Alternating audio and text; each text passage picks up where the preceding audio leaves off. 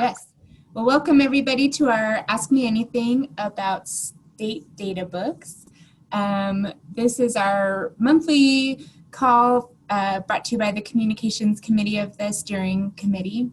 Janice and Renelle are our other members on that, and Kendra from Kansas will be joining us pretty soon. If she's not on this call, she will be, you'll see her involved very soon as well. And so if you've never hopped on this call, you can join via Zoom and see our faces on your computer screen, or you can join by phone. And there are some chat buttons. If you want to ask a question, you can do it through that. You can just hop in. It's very informal. We like to have a discussion. And we have upcoming session in August where we'll have Bo from the Casey Foundation talking to us about elevator speeches. And maybe Debbie saw this. He gave this presentation to the so that will be a good discussion as well. So with that, we will hop right in. This is only 30 minutes. And again, you can ask anything about data books, knowing the only caveat is we're not the data people, although Janice we are the communications people and are looking at it from that lens. So what makes a good book? What are some probably mistakes we've all made in developing our data book? What are our greatest achievements? What are our struggles every year with this topic? And for now, thank you for bringing your coworker, Alicia. Good afternoon to you. Hello. Hey, wait a minute, Tara, before that, there's some like noise. Maybe people can mute. There's some background noise, so people can mute if they're not talking. That'd be great.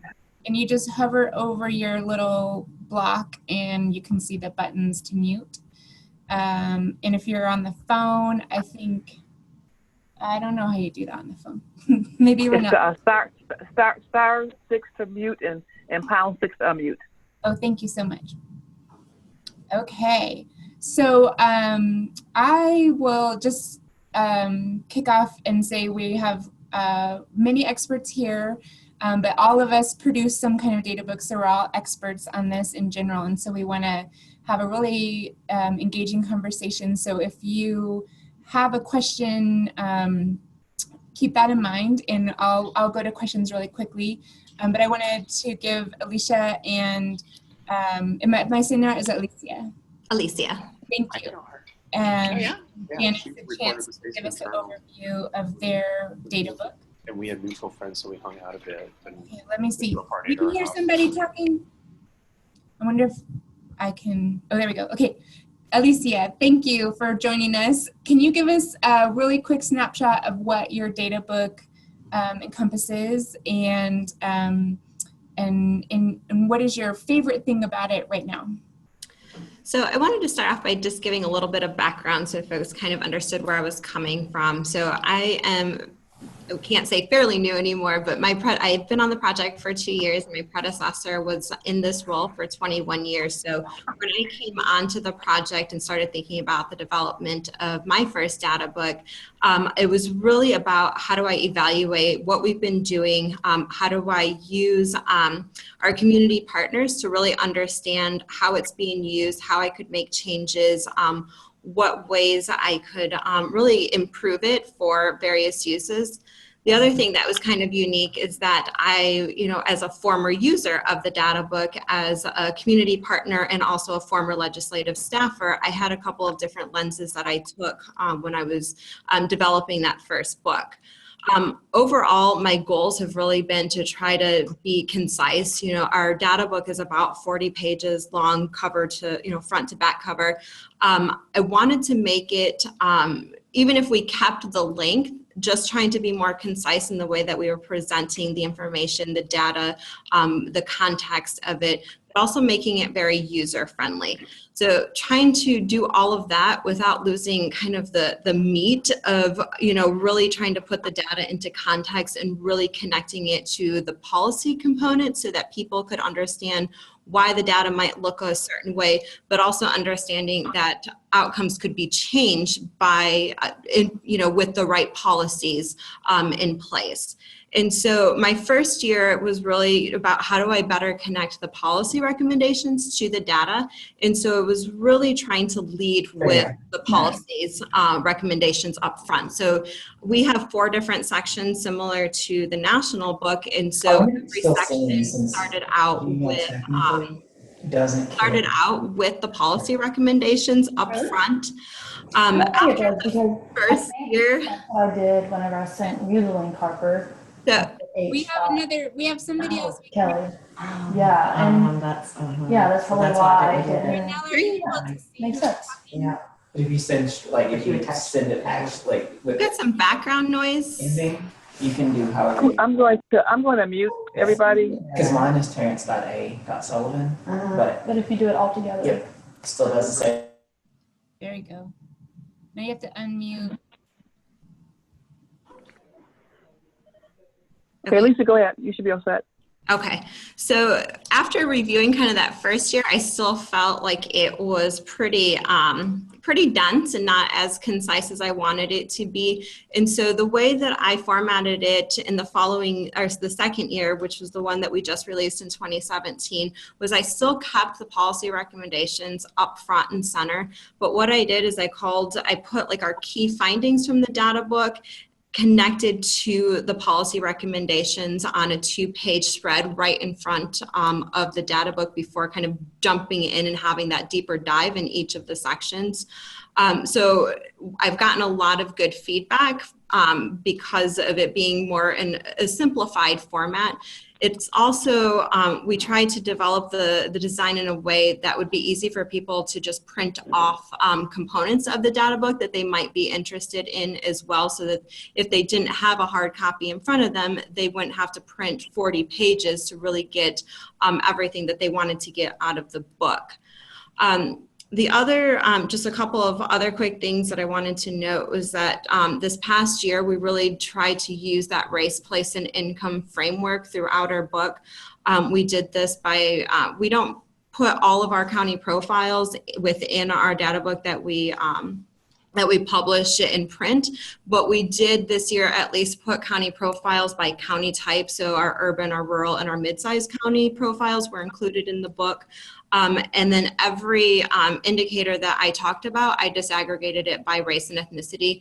And if for some reason that data was not available, I made a note saying that it was not available. And if I knew why, then I would also include that as an important component. I still think I've got work to do, and I'll continue to kind of evaluate the product and get feedback from our community partners. Really trying to do more graphics and infographics. I think that's really what's kind of missing in the data book. We do really well when it comes to putting maps of kind of the county level data, but still have ways to go with infographics. A quick question on that. We have, for years been looking for ways to make our data more visually pleasing in presentation, like infographics, those kinds of things. And then at the same time, we have this tension around the no naked numbers situation where you're presenting, especially disaggregated data to somebody and not telling the story of why the outcomes are the way they are. And so people are able to tell their own story not using implicit bias, but not being able to know that their implicit bias is filling in that story. Do you struggle with that as well, or how have you talked about that?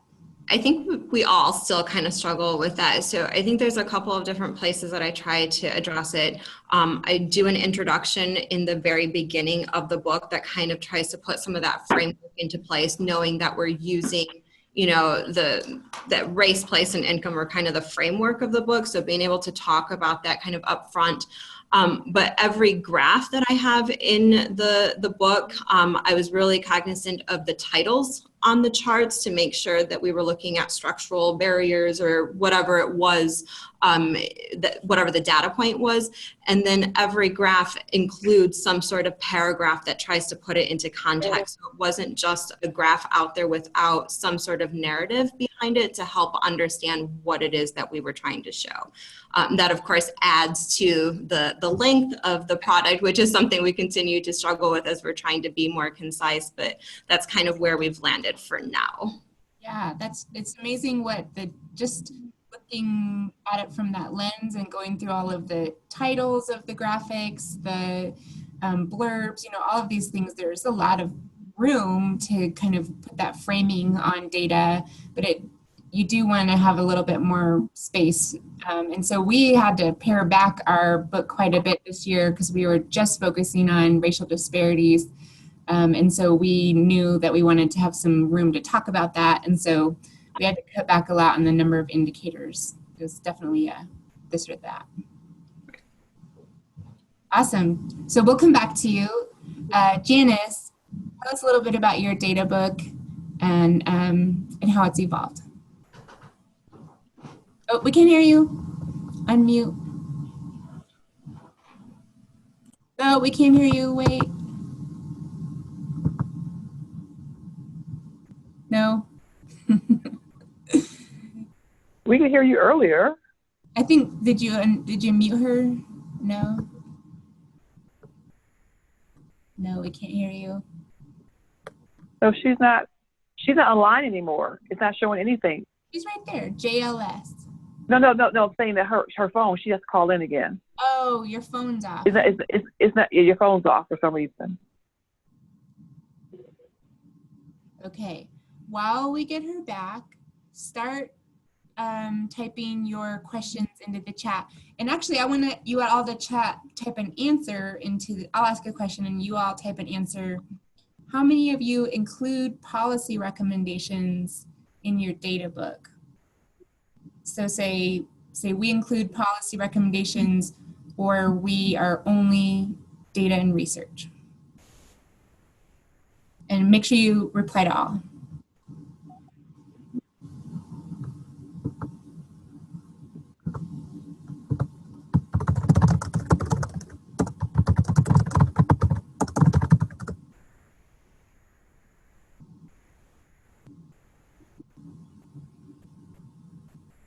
So it's kind of an interesting mixture. Janice, can we hear you yet? Hi, can you hear me now? Okay, good. So we'll come back to that policy and data question after we talk to Janice, but people can continue answering that question.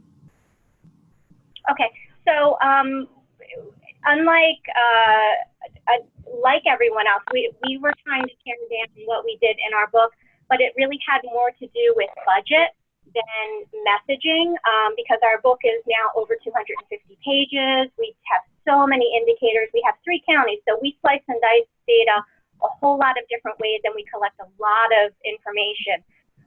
And so what we ended up doing is we still do a full 250-page book, and we put it online, but it is in electronic form only. And we got a lot of pushback. And we knew we were going to get a lot of pushback for people who like to have something tangible, something physical to hold. And so we went with an executive summary, and hold it up so that you can kind of see what it looks like this year. And the thing about Janice is Delaware. Sorry, everybody, so you know. Oh, I'm from Delaware, yeah. Michigan. The piece that really kind of stands out year to year, and this is something we started way back 20 years ago, is that all of the photos, and we're very, very visual with photos of kids and families and, all of that, they all are Delaware kids, and we'll, sometimes reach out to our legislators and ask for them for photos of their kids or their grandkids. And so we know, that they're actually opening our book because, the Speaker of the House will say, who put my grandkid in this year's, book on whatever page. We've tried with mixed results to kind of create a little survey saying, whose grandchild is mountain climbing on page 35, and what's this year's poverty rate for kids. And they'll open it and look at the pictures and then, kind of, My kids maybe look at, I don't care. so we've tried different things in order to kind of engage legislators and particularly a little bit more. But one of the pieces that we find we get a really, really strong response from everyone in the community, not just legislators, is on our anniversary issues. So our 5th, our 10th, our 10th, our 15th, our 20th anniversary. Because they're Delaware kids, we have some of the same networks, and so we've seen these kids grow over time, and so we'll do a then and now. And you can see families growing from 1 child to 2 or 3 kids. We have one girl who's not a kid anymore. She's in college, and but when she started out, she was about 7 or 8, and she had just gotten a puppy. And so in all of the years, you could see the puppy growing with her, and just that kind of engagement that these are real people, and the things that we do will affect them lifelong. And we try to kind of connect those types of messages. And Delaware, one of our advantages of being small is that it's not 10 degrees of separation. It's more like 3. And so when someone opens up the book, it's very likely they know one of these kids in the book, that it's just, it feels like family. And that's part of what we do. Awesome. Thank you. So we see a lot of interesting responses on the data versus policy recommendations. And it shows that, there's many formats to do this in. The Children's Campaign does not include policy recommendations in our book because we want it to be as useful to as many people as possible. And then we have a separate policy agenda setting process. Some people I know put their policy recommendations in right with the data because they know that's where people will see it the most. Another interesting, when you started, you said you just started your executive summary. So my next question to everyone is, do you produce your data book or data product online, in print, or both? Online only, print only, or both? And you can answer and include your state name in there as well so we can get an idea of what everybody does. And then I want to open it up for questions as well. I know that size is always an issue when you're trying to work your budget, and do we print as big as we have in the past? Do we go to online only?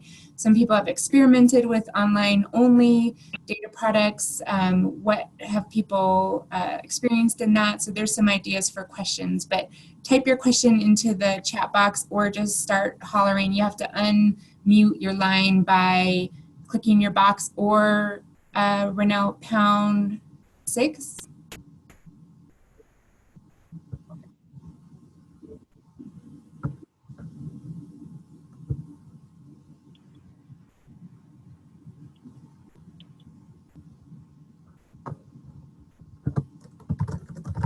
Okay, I know a lot of you came here because you had something about your data book you've been wondering about. Let's hear it.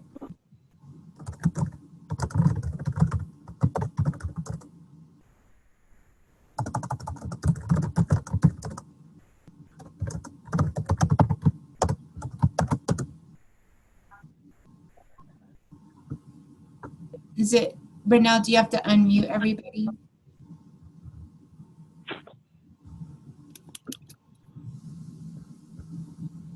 Hello? Yes, Marie?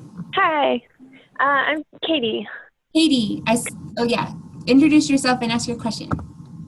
Okay, I'm Katie from Indiana, and one thing that we've been wondering about is how to feature local data when we have a lot of it. So Indiana has 92 counties, and it can be hard to fit all of that in. So I wonder if anyone had thoughts on presenting local data when you have a lot.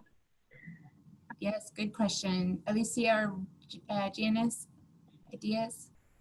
Well, one of the things we do, as I said, we have 3 counties, so county isn't so much local for us, but we'll do a number of things by census tract because we feel that does really give people a better local.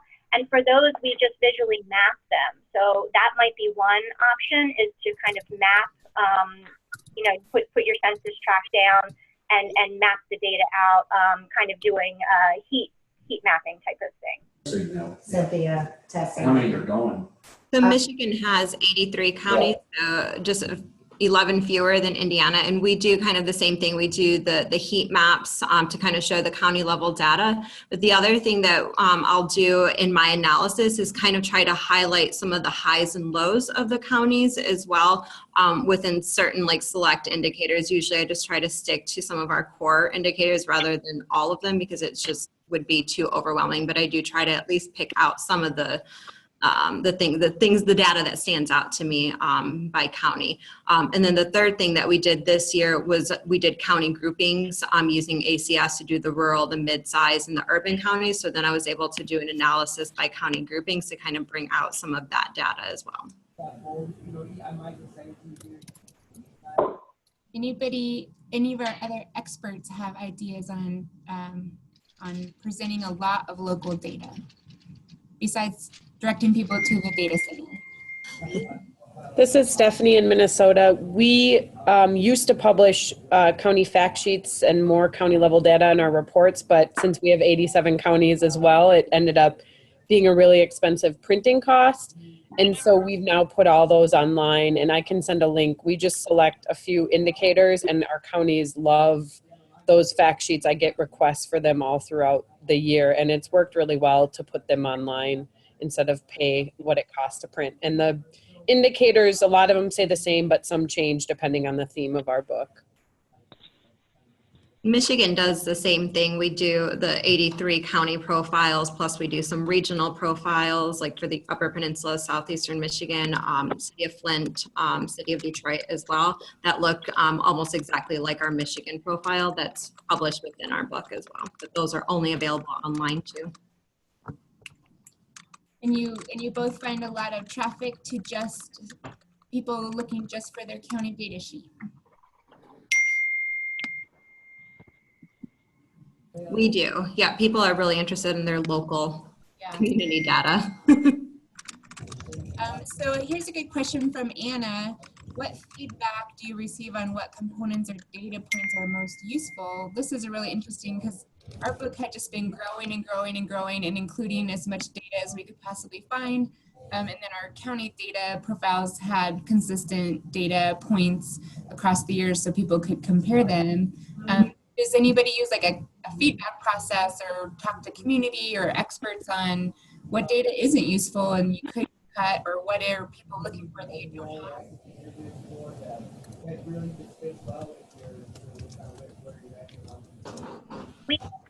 In Delaware, we use a data committee to look at the data points every year and to have a discussion about what's missing, what's included that really probably isn't so useful anymore. And we have found with this process, we add and we add and we add, and it's very rare that we take something away, because if we put it in there, it's probably still useful to some constituency. And when we talk to people, we haven't done kind of a formal analysis of this, but when we talk to people in the communities, they're very interested in the data in their silo. So our early care community is very interested in that ECE data. Our health community is very interested in our mortality stuff. So it really kind of depends on where their focus is and where their content is. Any other ideas from our experts assembled here? Anyone who hasn't talked? I see Rhonda, I see, who else do I know? There's a Marie.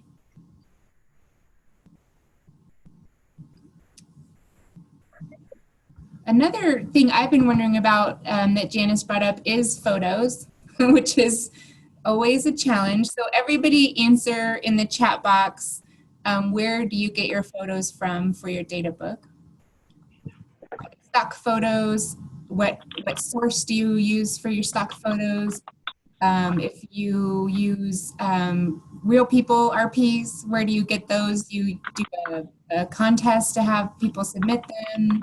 How do you get all your photos into your book.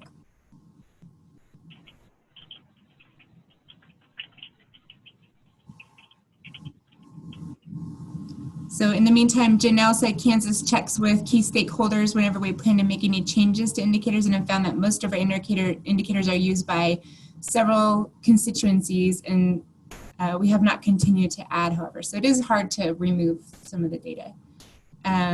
While you're answering that question, we have another question from Arizona. Ethan is starting his first data book. Does anyone have lessons or memorable challenges from their first data book? Our first data book was produced in 1993, so I was in high school at the time. If anyone else has done that.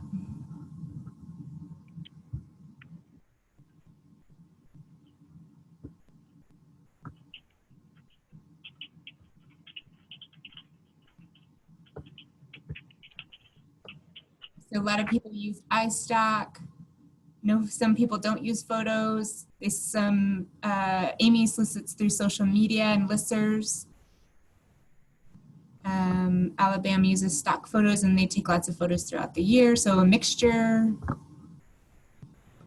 from family and friends.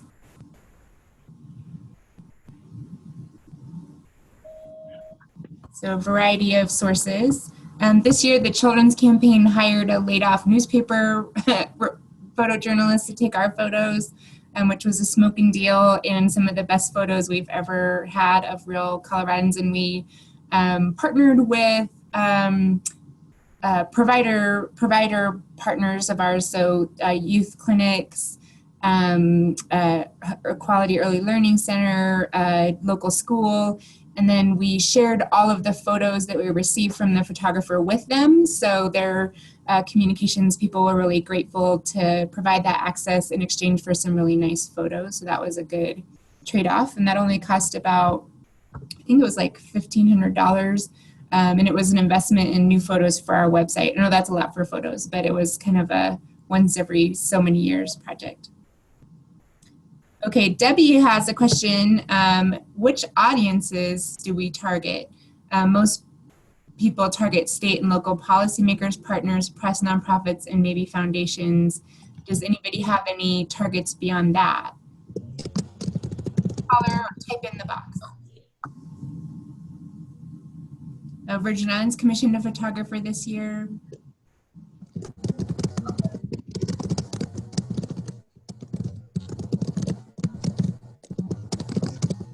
Anna, you need to mute because we can hear your fingers tapping. I just muted her. Anna had a question too, Tara. Go ahead, Anna. Oh, are people can you raise your hands? I didn't know that. No, she typed it in. Okay. Going by too fast. Anna, tell your question. Unmute her so we can. Well, she typed it in. She has a question. Hold on, let me get back to her.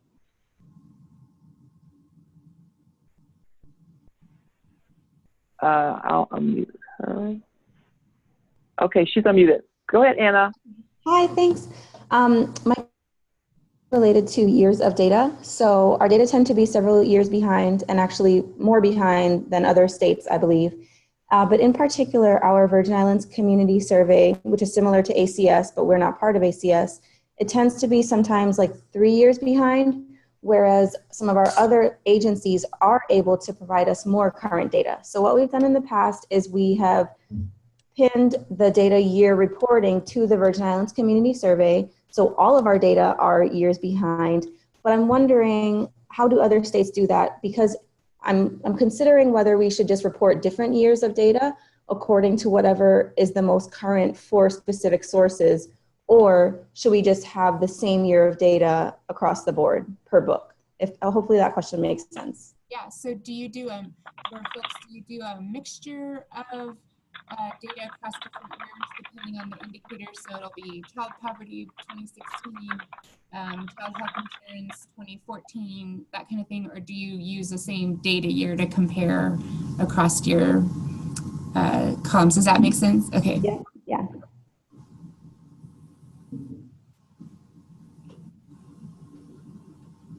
So Indiana does the most recent year available. Alicia, was that you?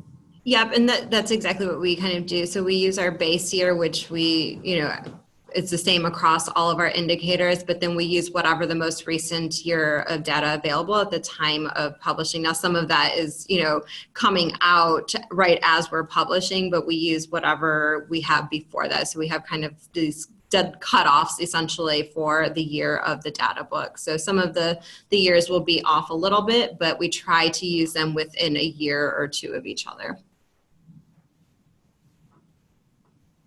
Thank you. Okay, we have 1 minute left. I told you guys this goes by fast. Any last questions for our experts or for each other, or anybody want us? Here, let's do one last question at the end. Everybody answer what has been your greatest, maybe we could do a release strategies event later, but if you want to type something that you really love about your data book and a URL for us all to go and look for that best thing. As we close up, I want everybody to do a little bragging in the box. And if you have something you want to share with the network, and we'd love to see examples of your work. And, it's hard to browse all 53 grantees. So if you have a particular thing you want to brag about, and let us know, we want to see those. And then since this was a popular AMA, I think we could reprise this and focus it in a little bit more on some other aspects of the data book. So if you want to send me, Tara@coloradokids.org, questions you didn't have answered or areas that you wanted to focus on, we can come back and I will look at some of those examples that we see some from folks and pull up some different voices. Type in your, I know you're all digging up your URLs, that might take a while. So we can leave this open for a few minutes, but thank you all for joining us today. And I'd love to see you all come back next month for our elevator speech and first touches with new partners, supporters, funders, those kinds of things.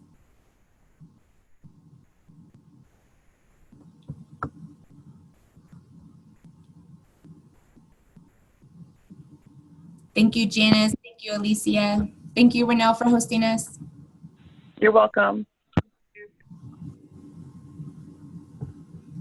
And we will put a recording of this on the Advocacy Learning Lab at the end.